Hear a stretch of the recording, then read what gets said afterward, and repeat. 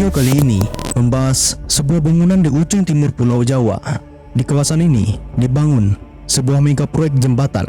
Pembangunan tersebut tidak hanya menelan biaya besar, tetapi dari hasil investigasi menelan korban jiwa sekitar 40 orang. Memang tidak logis, terlebih di era modern ini saat semua bisa dibuat mudah dengan teknologi.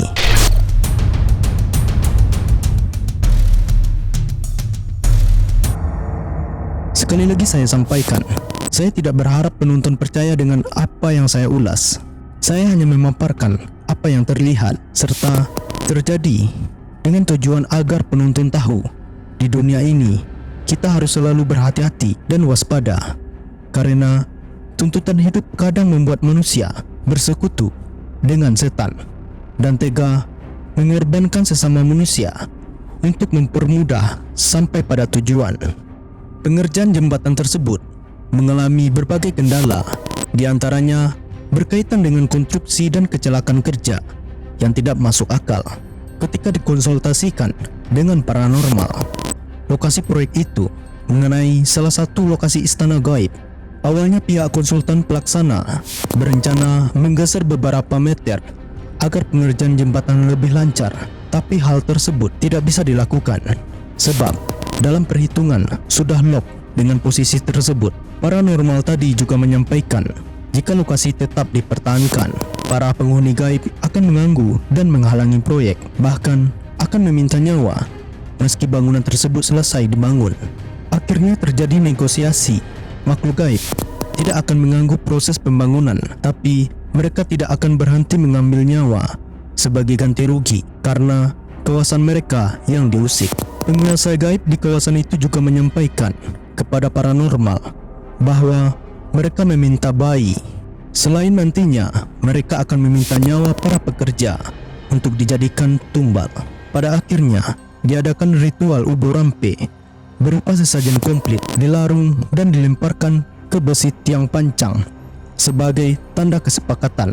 Banyak kejadian sebenarnya yang terjadi, tapi saya hanya akan menyampaikan beberapa saja.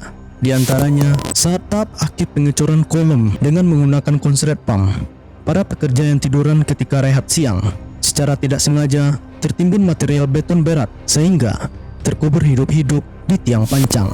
Bahkan, banyak warga Korea yang bekerja dalam proyek ini menjadi korban selama masa pembangunan. Yang lebih mengerikan adalah ketika proses pemberian tumbal bayi pada tiang pancang utama.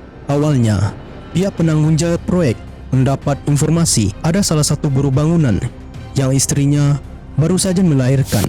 Kemudian, pihak penanggung jawab mendekati keluarga si buruh bangunan untuk menyerahkan bayi mereka dengan iming-iming uang yang nilainya cukup banyak dengan dalih akan diadopsi. Pada kesempatan lain, mereka membujuk orang tua bayi disertai dengan hipnotis dari paranormal agar memudahkan jalan. Setelah kesepakatan didapat, akhirnya jabang bayi yang masih merah dibawa ke tiang pancang dengan dibalut kain putih. Sebelumnya, tipe mungil tak berdosa itu dilumuri dengan menggunakan minyak mistis.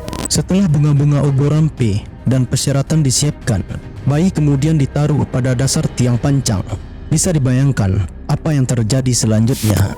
Penguasa gaib di wilayah itu akan terus meminta nyawa sebagai wujud kompensasi wilayah mereka yang saat ini dipergunakan untuk jembatan itu. Ketika awal-awal bangunan ini dipergunakan, banyak orang datang untuk sekedar berfoto, terutama di pilar nomor 85. Menurut penuturan saksi mata, sering muncul samar-samar penampakan sosok pekerja dengan tatapan kosong, berwajah pucat, mengenakan rompi dan alat pelindung diri. Sosok tersebut adalah perwujudan dari kurir bernama Suprianto, biasa dipanggil Supri, salah satu pekerja yang jatuh terpeleset ke dalam laut dan memang dikehendaki para makhluk gaib di wilayah ini.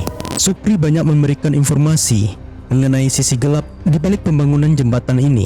Salah satunya adalah keberadaan pekerja seks komersil yang sengaja ditimbun dalam tiang cor karena makhluk gaib yang menginginkan tumbal wanita muda.